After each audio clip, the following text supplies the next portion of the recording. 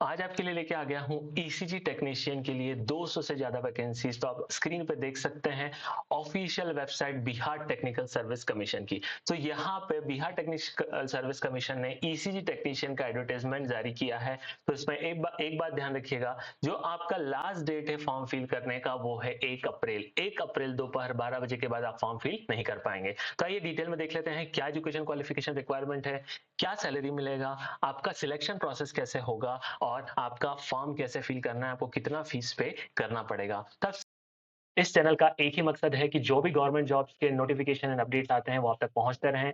बहुत बार government job के notification आते हैं और चले जाते हैं, मगर आप अप्लाई नहीं कर पाते क्योंकि उसकी डेडलाइन ही निकल जाती है। तो चैनल को सब्सक्राइब करके बेल आइकन प्रेस कर दीजिए ताकि जैसे ही नोटिफिकेशन आए आप तक अपडेट पहुंच जाए, आपके पास नोटिफिकेशन आ जाए। स्क्रीन पे देख सकते हैं ऑफिशियल नोटिफिकेशन बिहार तकनीकी सेवा आयोग ने जो जारी किया है। यहाँ पे आपका जैसे कि मैंने बताया 1 अप्रैल 2025 लास्ट डेट है।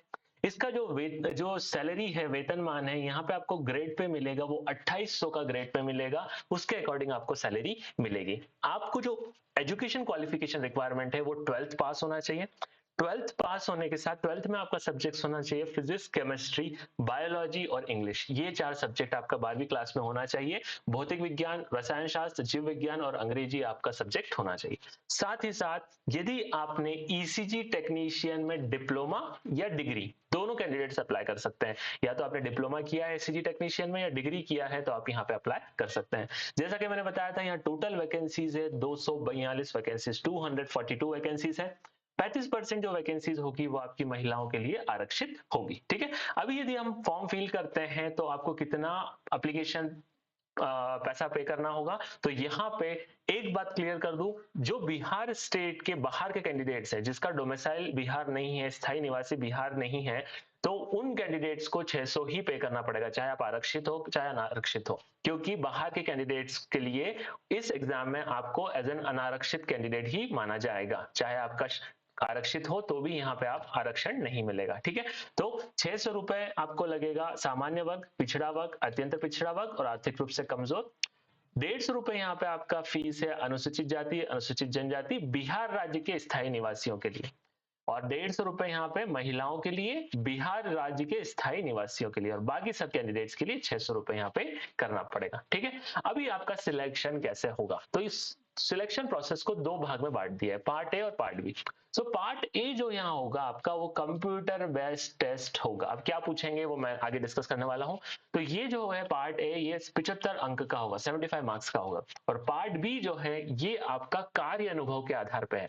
मतलब 1 साल आपने काम किया है तो आपको 5 नंबर मिलेंगे, 2 साल काम किया है तो 10 नंबर, ऐसे मैक्सिमम ज्यादा से ज्यादा 5 साल काम किया है तो 25 अंक यहाँ पूरे मिलेंगे। तो जिस भी कैंडिडेट ने ज्यादा, जिसके पास कार्य अनुभव एक्सपीरियंस है, उसको यहाँ पे थोड़ा सा फायदा मिलेगा।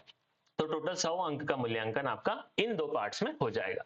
अभी आपका जो लिखित ये जो परीक्षा है, कंप्यूटर बेस्ड टेस्ट है, यहाँ पे क्या पूछा जाएगा, तो इस कंप्यूटर बेस्ड टेस्ट में 100 प्रश्न होंगे, 2 घंटे का समय होगा और आपको यहाँ पे डिप्लोमा इन ईसीजी टेक्नीशियन के स्तर के प्रश्न पूछे जाएंगे। जब आपने डिप्लोमा इन ईसीजी टेक्नीशियन किया था तो क्या पाठ्यक्रम था, क्या सिलेबस था, क्या सब्जेक्ट थे, क्या चैप्टर्स टॉपिक थे, उन्हीं पे से क्वेश्चन आएंगे। अब किस लेवल के क्वेश्चन आएंगे, किस तरह के क्वेश्चन पिछले सालों में आए हुए हैं, मैं सब कुछ डिस्कस करने वाला हूँ नेक्स्ट वीडियोस में। तो मेरे साथ चैनल पे बने रहिएगा। अभी यहाँ पे एक बात ध्यान रखिएगा, यहाँ पे नेगेटिव मार्किंग भी होगी। ठीक है, हर सही क्वेश्चन पे 1 नंबर मिलेगा, गलत क्वेश्चन पे 1/4 नंबर यहाँ पे आपका कट जाएगा। ठीक है, तो ये है आपका कंप्यूटर बेस्ड टेस्ट का पैटर्न। इस तरीके से आपकी परीक्षा होगी। कंप्यूटर बेस्ड टेस्ट के मार्क्स और कार्य अनुभव दोनों मिला के आपकी मेरिट रैंक बनेगी। मेरिट लिस्ट के अकॉर्डिंग आपको अपॉइंटमेंट लेटर मिलेगा और ज्वाइनिंग लेटर दिया जाएगा। तो ये था पूरा डिटेल ईसीजी टेक्नीशियन के लिए। बाकी आगे की अपडेट्स और नोटिफिकेशंस के लिए मेरे साथ जब बने रहिए। All the best.